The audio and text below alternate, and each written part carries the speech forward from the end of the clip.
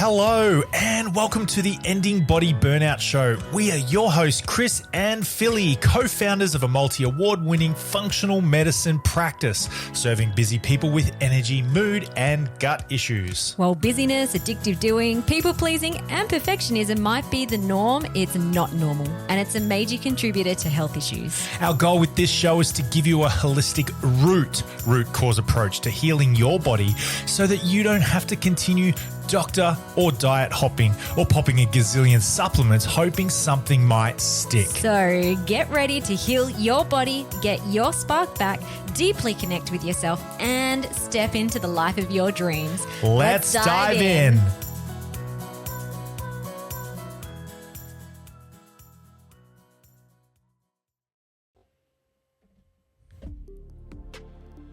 All right, guys, welcome to this episode of the Ending Body Burnout Show. This is a really interesting topic. We've got some tips coming your way. Do you want to go ahead and introduce the topic for us today, hon? Yeah, so we're going to be talking about our coaching rules. So our rules as coaches, what we abide by to help our clients get the best results possible. And really, why are we doing this topic today? Well, the doors are now open to our Ending Body Burnout Method, which is super exciting. We only open doors 3 times a year, and we love to work with people that vibe with us and that deeply feel that we can help them get the results that they want. So this is a great podcast to be listening to right now with doors being open for you to decide if we're the right coaches for you, if we're going to help you get to the deepest root cause of your body burnout and end it for good. Now, we're okay to not be for everyone. Very okay. There will actually be a lot of people that won't vibe with how we practice root cause functional medicine. That's okay. In fact, there's only about 5% of the population that actually do the deeper in our root cause work that we do inside our Ending Body Burnout Method. So highly likely 95% of people actually probably wouldn't even be listening to our podcast. So maybe if you're the rare 5%, you're already listening. And if you're outside of that, today you'll know whether we're the right coaches for you or not. Also, if you're a client, this episode will be really great for you as well. We do have lots of clients and past clients listening to our podcast. Hello, beautiful people. So this will be a really nice episode for you. Essentially, it's our agreements to you as well. It's how we show up to serve you and how you can expect us to show up to serve you. So I'm excited to dig into this topic. Also, before we do, just a reminder that our 3-day live event, Unravel Perfectionism and Body Burnout, is kicking off today and it's running over the course of the week. So if you haven't registered yet, just go down to the show notes and click the link to register. If you're listening to this podcast and the event has already happened, that's okay. It will be accessible for the full week, so you can jump down and register and access the coaching experience that we are putting on this week, which I'm really excited about. The beauty of a podcast is you might be listening to this well after our doors are closed as well. So I think this podcast and what we're going to talk about today is very relevant for you if you've been following along for a while and you're not sure whether or not we are a good fit. Lots of good information for you. Yeah. Okay, so let's talk about games. Gamification. So this is a concept that I was introduced to by one of my coaches and mentors, Jamin Fraser. And he's like, yeah, your life is a game. Let's play it like it's a game. And initially I wasn't keen on the concept. My brain connected negative connotations to people using the word game, like you're playing a game with me. And also I wasn't very playful back then either. I'd stopped playing any sports. Games irritated me. I wasn't very gamey person or playful person. So I didn't love it initially. And also all games have rules. And so gamification, to gamify an area of your life, well, there's rules that you live by, that you abide by in order to win the game. And I was at that point in time unraveling my own perfectionism patterns and my own kind of like good girl syndrome, and like everything's got to be right, there's right and wrong. And so the idea of setting rules for myself felt almost counterproductive to what I was trying to unravel. But the more I learned about gamification, I realized it's actually a really fun and playful way of living life on purpose, and it creates so much certainty within the self. So your conscious mind and unconscious mind can be on the same board, knowing that this is the game that you're playing. There's so much certainty, and certainty then creates safety. So it's actually safe to succeed in this game and win the game. Do you want to give some examples of games, or like what a game actually is and how we're using the word game? Yeah. Okay. So our marriage, we look at our marriage as a game. We look at our business as a game. We look at how, and then there's it's not interpersonal as between you and I, intrapersonal. So my own personal games, the way I play my games, I might have the personal health, the personal way I approach health game. We have a game how we approach our marriage. We have a game how we approach parenting. We have a game inside that game of how we parent a specific child, and we have a totally different way we play the game of parenting for the other specific child. Yeah. We have a way we want to play the game of our dog. You know, sometimes people might have their dog sleep in their bedroom. We play the game of our dog sleeps in her laundry. Yeah. And she loves it. She thrives, and she's healthier for it. And so just like our dog, we thrive in our marriage when we play and according to the rules that we set. Our children, gee whiz, they really thrive when we get really clear on the game we want to play as parents, and they can have a little bit of back and forward as well, how they want to play. They're starting to make their rules for how they want to play the game of being a kid in our family. Yeah. So that's a few examples. We use with our clients. We actually ran a workshop recently on gamifying healing. So even like, how can you bring the concept of a game into healing as well? So what's your game with healing? Different to a game plan. It's actually like you're in the game, you're playing the game. So this is also a lesson, a model that we use in our program, Ending Body Burnout Method. So in the metaphysical side of healing, which is called Spark, there is like a really specific lesson around what's the game that you're playing with your health and with other important areas of your life. If you're a client and you're like, where is that? I'll put it in the show notes so that you can go directly to that. Can I just talk really quickly about people who have an aversion to the word game? You kind of touched on it, but I think there are some real aversions, and this might be you. When you hear us talk about, oh, what game do you want to play? I don't want to play the game. And from my heart, I think you might be thinking of this from a victim point of view. I've had people play me. This might be something that you're thinking. If you've got an aversion to the term game, maybe that might be you. And so there's some work there for you to get done. Other aversions might be, but I don't play games. I'm not a competitive person. Yeah. Now the thing is, you're playing a game. You're playing many games in your life right now. It's just that often they're happening unconsciously, unintentionally. Yeah, that's a good word. Intentionally, like really, what we're saying is make life intentional. Yeah. So be intentional with it. And whatever that looks like to you, we are going to call that gamification. Yeah. So the setup of a game, like some questions that when we're creating a game, whether it's personally for ourselves, helping with a client, or doing it together as a couple or in our business, the setup always is what's the game that you're playing? What does the game look like to win? because you need to know what it looks like to win the game and what the game even is before you can set some rules or agreements to live by to win the game. Otherwise, it's like you don't even know what the rules are for. And also, this is a fun one. What are the consequences of breaking the rules? It's like, if you're playing a basketball game and you get fouled out, well, the consequence is you get to go sit on the bench. And that's like not fun. It causes pain, which then helps you to want to play by the rules so that you're a good sport. And also the rules help you to win the game. If you're constantly getting fouled out, you're not going to win anything.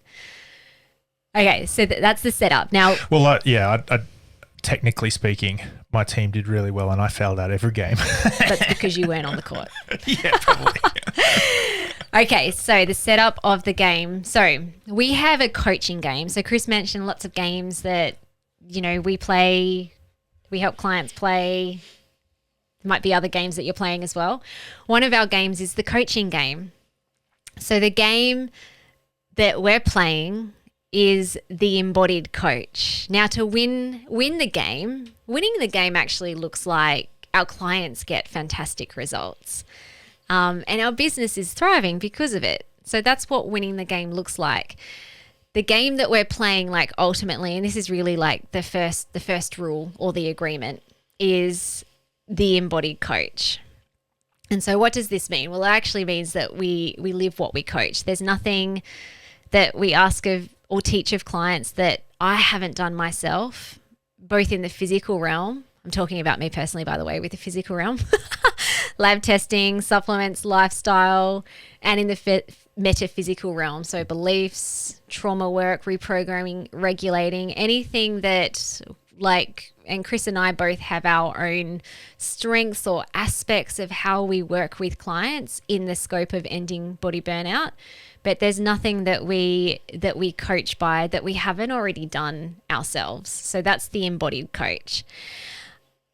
When I am nailing this game, it looks like, and I'm going to talk about this specifically to me because I actually created this or upgraded this quite recently as well. So winning the game, the embodied coach game, looks like I listen to my body and my unconscious mind. I trust and deeply love myself. I back myself. I'm the boss. I'm the queen. I follow through with what I need in order to thrive and in what feels aligned. I daily spend time filling my cup up. Work and to-dos happen around this in a flowful way. I love and connect with my family. Now, by the way, winning the game doesn't mean like this happens all the time perfectly, but far out, I know I'm nailing the game and this is my reality most of the time. I teach my children to be resourceful and to look after their body and mind. I'm soft and playful and loving with Chris. And, I'm playing the marriage game.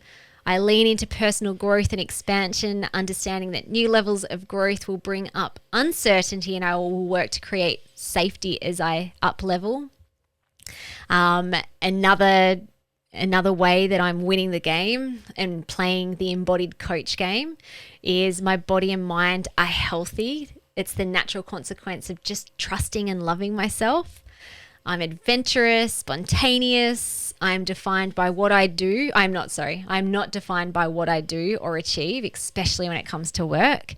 And at the same time, I know that I am a magnet for success. It's just the natural consequence of backing myself. And I nourish my spiritual being. So that's what it looks like for me personally to live as an embodied coach, which is essentially agreement number one, that to win the coaching game, I must be the embodied coach. And I know that when I'm living as an embodied coach, I get access to be a phenomenal coach. So not only does it feel awesome for myself and I get to step into my queen, leadership energy, coaching power, but it also opens the door to serving our clients in the best way possible. So it creates certainty and safety for clients. There's like evidence that it's possible. There are clear, repeatable steps to get there. I'm not just winging it. I'm not just winging results. I know exactly what I've done in order to create the results that I have and that I live. Can I just say something? Yeah. Two things. One, when you're an embodied coach, you get access to being a phenomenal coach. So that's the key, literally. Embodied coach, key to access being a phenomenal coach. So I think that's really important. In all the games that we play and that you play, that gets you access to the outcome that you want, like some way, shape, or form. The other thing, you just said it. It's just it's intention. You're not winging it. You're not fluking it. Sure, you might get what you want by fluking it unintentionally, but that's just haphazard. It's rare. It might come along. It might not. Just there's certain things that you can control in regards to an outcome. Thoughts, feelings, words, and actions. So stop winging it, guys. Make some rules. Find the game that you want to play. Stop winging it. Be intentional. It really is the short. It's the short. If you want to call it a shortcut, it is the shortcut. Just get really clear on what you want. Yeah. Around the access to a phenomenal coach, I was actually just thinking about a conversation I had recently with a lady who's like, yeah, it sounds good, your Ending Body Burnout Method, but I don't know, I'm a bit sus. And I'm like, oh, okay, cool. Why? Let's dig into that. She's like, well, like, I mean, you're doing like things over here, and she did this thing with her hands, this fluffy thing with her hands. I'm like, oh, what do you mean by that? She's like, oh, like, you're not a GP, you're not a registered psychologist, you're kind of like over here in like the holistic field. And I'm like, oh, okay, interesting. And by the way, when I'm an embodied coach, I don't care when someone says that.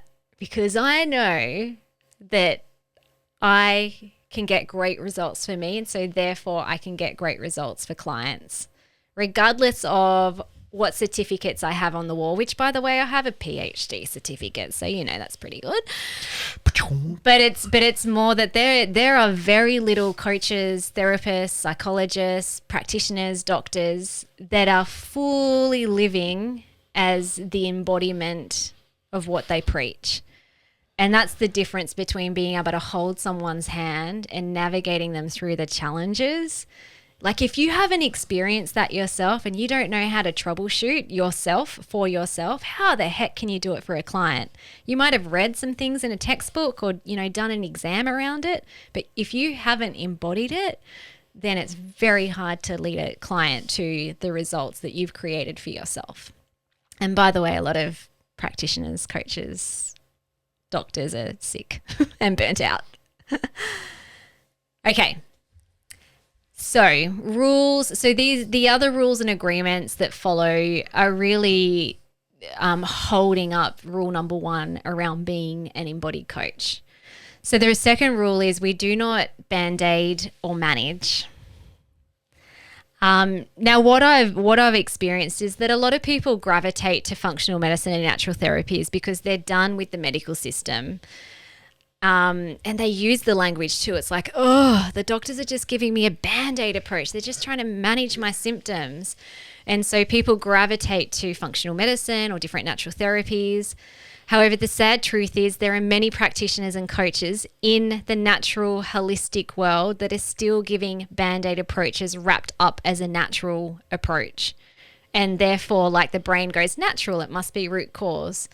But it's actually not. There are so many natural Band-Aids, like, oh, I've done a lab test, you've got leaky gut, here, take glutamine, eat some fermented foods. It's like, hang on, like, yeah, cool, that might actually heal the gut lining, but it's going to just like totally become like leaky again if you're not addressing the deeper root cause around your own tiger chasing inside of you that's causing dysregulation and breaking down your gut lining. Even symptom work, like body systems and symptoms, like, like treating with the protocols, doing the functional medicine, the natural approach. Yeah, it's just so prevalent. It doesn't address the root cause, like how you even got there in the first place. Yeah. That tiger. Yeah. And even things like, I don't know, again, this isn't a dig in any type of modality because we we use a lot of different types of modalities, but if one modality is done on its own, it often ends up just being a management tool. So even something like, say, yoga or meditation or hypnotherapy, it's like, yeah, but are you actually getting to the root of who you are? Energy healing is a good one as well. I love it. It's great. Seen some pretty phenomenal things come from it, but it can end up being a rescuer type dichotomy where you have to continue going to this practitioner to heal you when you don't even know who you are and why you're burnt out in the first place. So we're done practicing Band-Aid management approaches. When you enter into our Ending Body Burnout Method, expect a root cause approach. That is what you receive. And the result and prize of that is that you end your body burnout for good. This is also a reason why I personally don't work ongoing with a client who only wants to do surface level treatment like supplements, diet, lifestyle protocols. It's a hard no now. There was a period of time where I was sitting in consults like this, and every time I had a consult like this, I was physically feeling ill, like I wanted to vomit. And it was a clear sign from the deepest part of me that wants the best for me, that doing this as a Band-Aid approach was a clear signal that it was out of alignment with my mission to end body burnout. Number three. Mind or body, they both belong. So this is another agreement.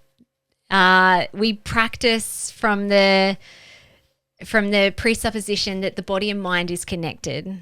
So therefore, you don't treat the mind and the body as separate things, or we don't treat as the mind and body as separate entities. That's where the medical system is stuck, because they're treating different body systems as separate. And then come to functional medicine and it's like, oh, all these body systems fit together, but what about all the other parts of you that you can't see, that you can't run a lab on? So body burnout always has a physical and a metaphysical component.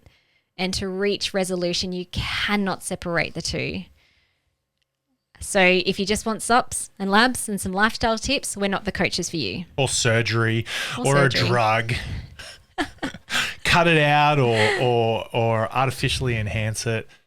There's a place for all of that. It's just not our place. Yep. Rule or agreement. I'm using rule agreement interchangeably because sometimes people have a negative aversion to rule as well. It's just like, yeah, rule. Agreement is softer, gentler. Number 4 is, and this is more specifically for me because I straddle both the physical and the metaphysical when I'm working with a client. So I signal the practitioner versus the coach hat. I got into trouble when I wasn't doing this. So when I'm wearing the practitioner hat, that's like the functional medicine advice giver hat. That's where I'm like, these are your labs. This is what is showing up. This is what you need in order to be able to heal that body system. Now, the coach hat is very different. The coach hat is essentially, I am not the expert here. I am purely the mirror and the guide helping you to return back to you. And there was a time in the past where those were getting mixed up and then I was confusing the client too. They're like, oh, hang on. Not that they would say this, but I could just see it happening in their mind that they're like, are we advice giving here or are you coaching me? I'm confused. When we step into the coaching role, that permission must be given. And generally when someone joins our Ending Body Burnout Method, that is a sign that permission is given. But sometimes that permission or the request or ask of that needs to happen in a coaching session as well. And so when I'm transitioning from the practitioner hat to the coach hat, I'll generally signal that. And if I'm feeling resistance, I will ask permission.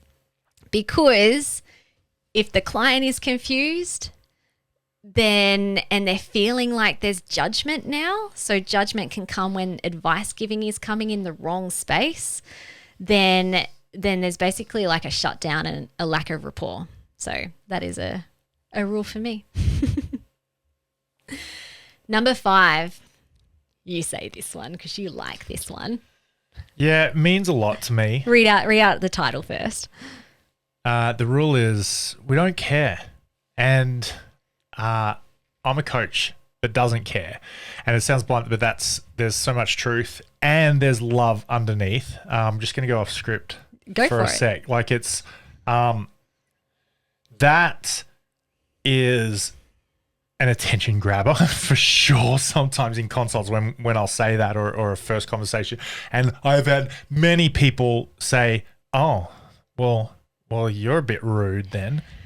And, it's the most loving and kind thing that I can do because I'm not bringing my way of living and my rules and my map of the world to you. And I'm not attached to anything that you have going on in your life. And that's really a caring thing. Yeah. And so I'm a coach that doesn't care. Now I had to sit with that agreement as well for a long time because initially it didn't feel good. It's like, but I do care.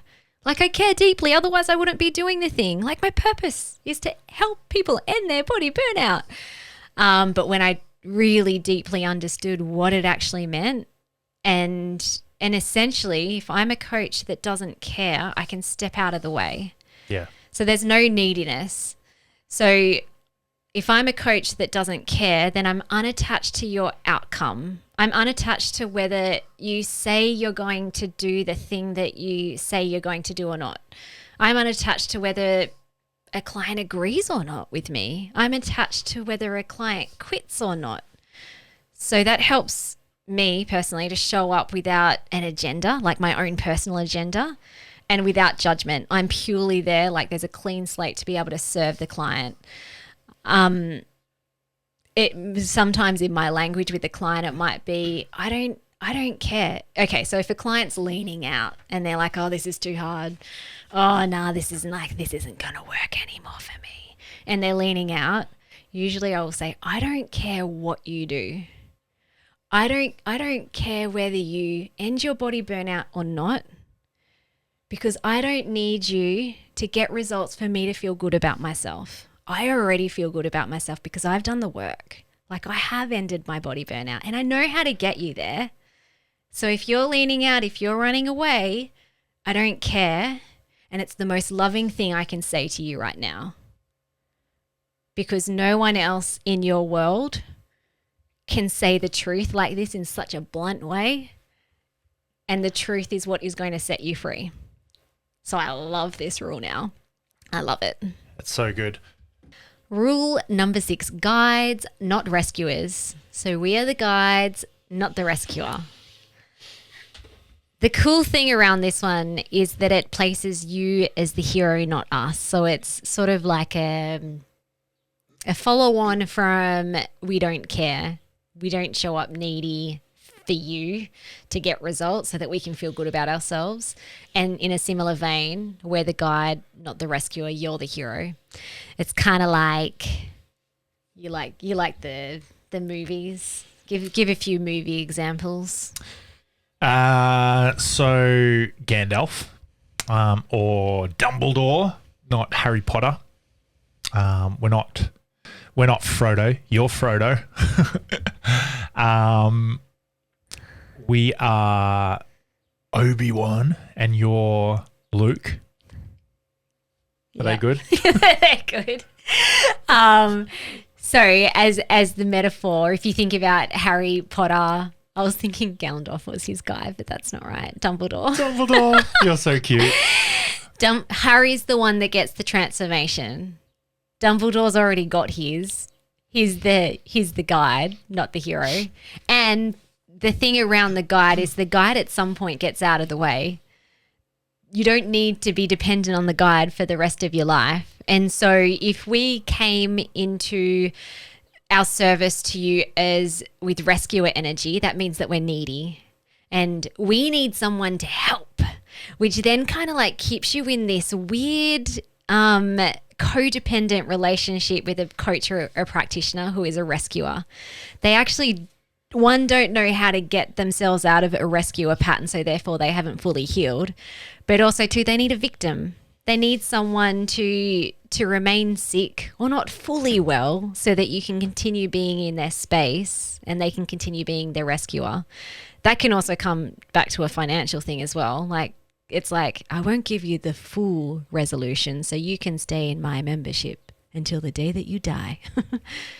So it gets weird, it gets murky, it gets messy. It definitely doesn't serve the client. It's all about the coach or the practitioner.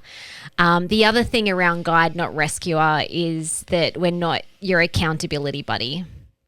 So sometimes you might have experienced this, you might have hired someone to help you and they have been your cheerleader, your accountability buddy. They make sure you get the results by sending you texts every day. Have you done the thing? That's very rescuer energy, and it might help you get the result because you feel accountable to them. But it definitely doesn't teach you to step into your own leadership and your own trust with self. And it only will ever lead to short-term results or rebellion at some point. You'll get to the point where it's like, oh my gosh, I haven't done the thing and now I feel so bad. And they're going to think I'm a bad person and I've let them down. It's like, no, if a coach is a guide, not a rescuer, you can actually never let them down. Number 7. We don't work harder than the client. Oosh. So if I or Chris, if we want it more than the client, things get weird again. It's victimy again. It's like, yeah. It gets needy again. It's like, come on, you have to do the thing. Or you have to see this exactly the way that I see it. You have to end your body burnout. So temporary. Yeah. It's temporary. So again, it's a little bit like accountability, the accountability buddy. It's like, come on, I'm going to work so hard to keep you accountable so you do the thing. Because that's me caring. If I was to be that kind of person, which in the past definitely was. That's me caring more than you. I care more than you about the thing that you say that you want. Like that's not going to work. And now you might be able to see how these rules interlock and how they fit together. Yeah. Hey, so it's not like, it won't lead to healing if you don't want it. If I want it more than you, then you can't heal. That's boring too. It's boring. We both get very bored by that. Honestly, if you don't really want it, you haven't gotten clear on what you do really want, and you might find that this whole healing journey, you don't want it enough. And or there's some pretty big secondary gains and benefits of being where you are. Yeah. So it's kind of like, you fix me. I have pain, you fix me, or you work harder than me. You make sure I get the results. But actually unconsciously, there's often some deep-seated secondary gains around staying unwell. It's actually unsafe to be well. And so therefore, if we try and work harder than you to make sure you get the results, it doesn't work. I mean, there's a way that will break through and can help break through the resistance around that, but that energy never works. I got a real life example about this. Can I share? Sure. Okay, so I've had a conversation with a client recently at the time of this recording. Won't mention names, but they said, I thought if I did the private one-on-one with you, that's all I would have to do. I'd just rock up for a phone call here and there and everything. She'll be right, mate. And then they learned very quickly that no, they had to plug their thoughts into outlet. They had to do the work in between our coaching calls. They had to want it. And so it was a beautiful moment for this client to realize that there's actually a little bit more than having a chat every week. There was some work. They had to roll their sleeves up and get to work on themselves, really dig deep. There was some actual literal tears. There was some points of frustration for them. And it was a beautiful, beautiful moment where they realized they aren't going to be rescued. Philly and I aren't here to rescue them. They had to want this, and they did. They did. And to their credit, they showed up. They did roll their sleeves up. They did do the work. And it's been the work is still going, but it's been a privilege and an honor, and it's been fun to watch them on their journey as they work. Another way that this can show up subtly. So if a coach or practitioner is like, oh, I have to work harder than the client, from the client perspective, the client can be quite challenging in terms of like, you have to prove to me that every single little thing that you talk about, that you recommend, that you advise is going to work. Exhausting. It's like, oh my gosh. It's like, this is why we have a podcast and a book and like so much free content that if you join our Ending Body Burnout Method and you still need to prove to me that this will work before I do the thing, then it's like, maybe you haven't listened or read or consumed enough content yet. Again, it's coming from a very victim energy of like, you prove to me, and oh, sorry, I just spat on Chris. You prove to me that this is going to work, and if it doesn't, then it's your fault, not mine. And so that's where some practitioners, coaches will end up working harder than the client, and we don't agree to that. That is not one of our rules that we live by. No rep. Okay. So, number 8, shine a light on the blind spots boldly. Why are you laughing? I just read the script. Keep going. The dot points. Yeah, I read the dot points. The dot points. Well, my one under this was Chris has always been quite good at this. In fact, maybe he was a bit too hardcore initially. That's what I was laughing at. I remember when he joined. So this probably would have been like old Chris, kind of like army days, and then kind of like more grunge, gym, CrossFit, strength training. It's like, I'll tell you when you're weak. I'll show you your weaknesses. Blind spot, blind spots, blind spot. And I remember when you joined my practice. It's like I would show you your blind spots by pointing a big beam in your eyeballs, burn you. And I remember when you joined my functional medicine practice, and we evolved it into Chris and Philly functional medicine.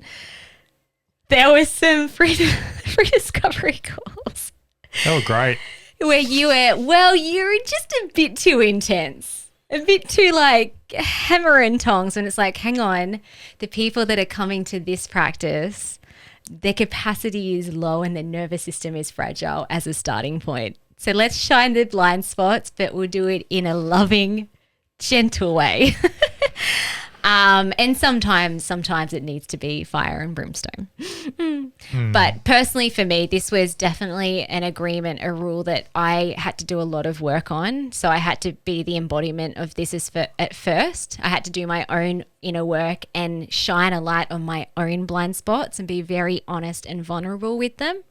And that was also for me, I had to unravel, reprogram people-pleasing, good girl type tendencies of like, oh no, I don't want to ruffle any feathers. Oof, if I say something that, and I shine a blind spot and on something that the person is trying to hide, either from themselves or from me, I might offend them. So I had to do a lot of work around that.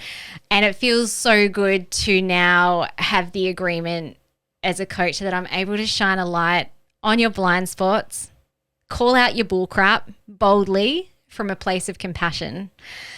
It's been nice to have a integration of our two parts, myself becoming more feminine and softer and receiving, and that's been enjoyable. It makes life a lot easier when I can still be masculine and blokey, but have a softer side that's more receiving. But then also I've seen in you, probably both, like your masculine sides goes from masculine unresourceful to more of a resourceful masculine and a feminine softness, but you can like really, as you put it, like boldly point out blind spots without taking in unresourcefully femininely, energy. I think the big thing for me too that clicked in my head where it's like, oh, oh, this is why it's important to shine a blind spot boldly, was when I realized that old me being soft and cautious and like don't ruffle feathers was actually more dangerous. Yeah. It was more dangerous because I was keeping the client stuck in their cycle of stuckness.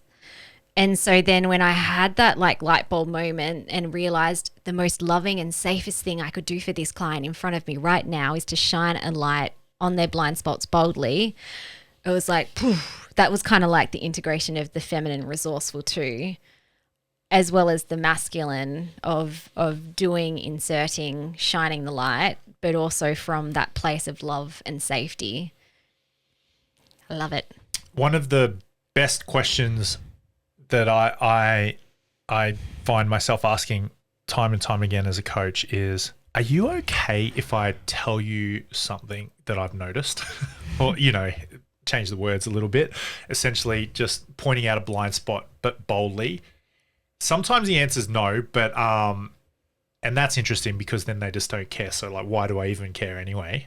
But if they say, yeah, please, I'm like, excellent. This is what I've noticed. And I don't think I've ever had someone say no recently who's inside our Ending Body Burnout Method program who has agreed to the rules of the game as well. Because it's like, it's not, sometimes it's a, oh, yes. Sometimes it's an excited and like a very profound, like, yes, please do. But it's always a yes, even though it might come with discomfort. Permission is so powerful. Once we ask that question, and you might find you can ask that question to somebody else as well. It's real powerful. Yeah. Rule number 9, agreement, is intuitive and perceptive. So I believe that an embodied coach and an exceptional coach is someone who is intuitive and perceptive, first and foremost, inside of their own signals and their own body, but also being able to be intuitive and perceptive to the client as well, like the shifts in like their muscles in their face, in their tone, in the pauses, in the breath, in those tiny moments that tears start bubbling to the surface, but then they disappear because the person has started like putting the mask back on. Being able to pull that out, for me, and I believe also for you, Chris, is a really important agreement that I coach by. Number 10, co-creation and higher purpose. So what we've created inside the Ending Body Burnout Method and how we serve our people is so much bigger than us, and also even bigger than the clients that we serve. So the higher purpose of Ending Body Burnout, I really feel that I'm living on this planet in this season of my life, and I went through a decade of suffering and wholeheartedly trying to get to the root of my own body burnout. All of that was for the greater good of now being able to share a really clear, repeatable method for others to be able to do the same.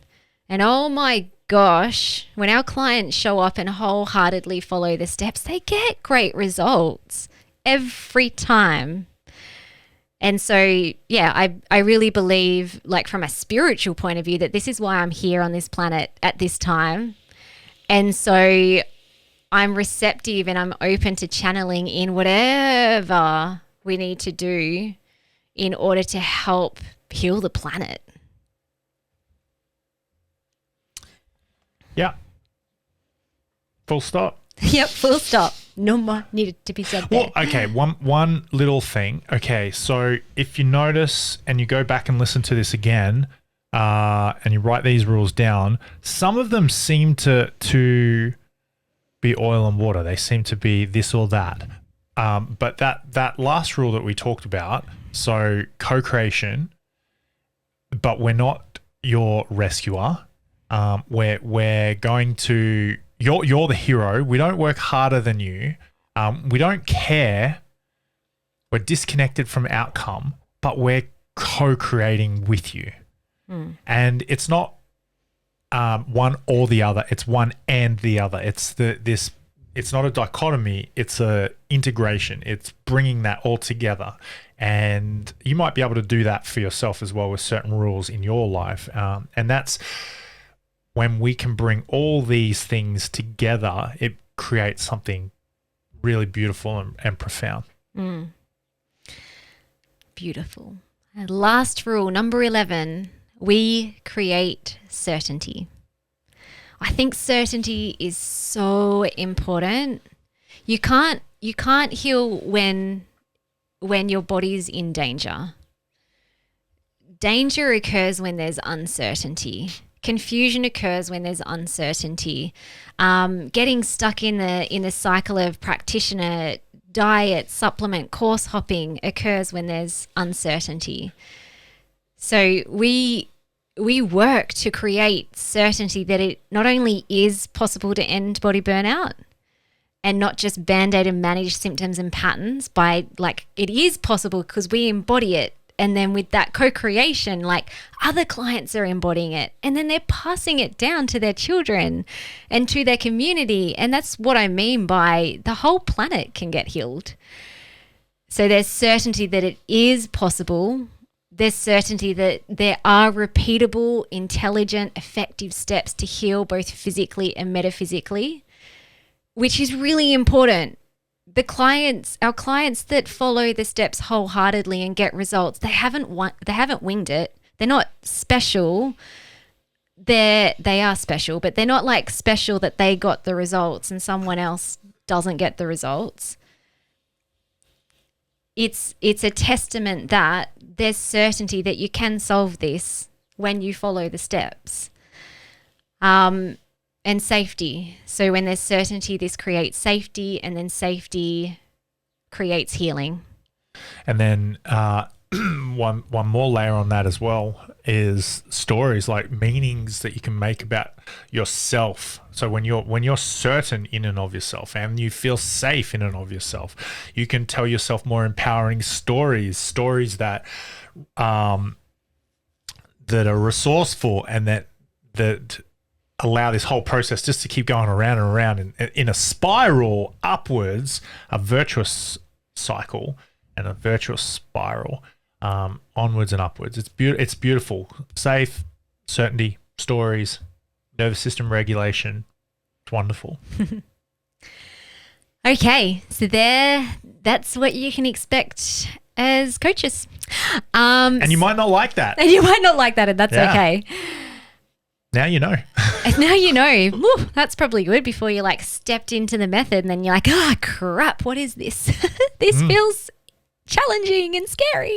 Yeah. Okay, so as we mentioned before, doors are open to our Ending Body Burnout Method. They do close on Tuesday the 28th, 9 p.m. Sydney, Australia time. We only open doors a few times a year, so next time won't be until end of May. And it's the start of the year. I'm sure you've probably created some goals around health and healing and what you want to get out of life. So jump in, actually make these goals a reality rather than another year that's gone by where you had your goal list and nothing's happened. And if you want to experience our style of coaching in action, in real time, then jump down to the show notes, join our 3-day live coaching week. 3-day live coaching week kind of does span over the course of a week. And we're going to be digging into unraveling perfectionism patterns and other busy type burnout patterns and how to heal your body burnout for good. It's going to be awesome. Day 1, which is today, we're going to be looking at the body systems and body systems that burn out when you're running perfectionism, busy burnout patterns. Day 2, we'll look at the root cause or the root cause, what actually caused your body systems to burn out and what's the deep root cause of these patterns that you're playing. And day 3, we'll move into food and move. So we'll be moving into lifestyle, but from the place of changing the way that you are being and living from a place of flow, not force. So it's going to be really wonderful. Would love to have you along, and you can register at the link below, or if you have missed the live, you can watch back the recording.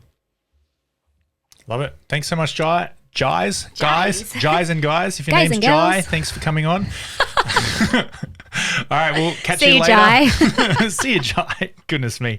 And done. See Bye-bye. ya. Thank you so much for listening. We so appreciate you. If you'd like to give us extra smiles, drop us a review and spread the love by sharing this episode. You can also rate your own state of burnout and the root cause contributors by taking our Ending Body Burnout Assessment on our website. And if you're interested in learning about our group or one-on-one Ending Body Burnout programs, shoot us a DM via Instagram or Facebook. Have the best day ever.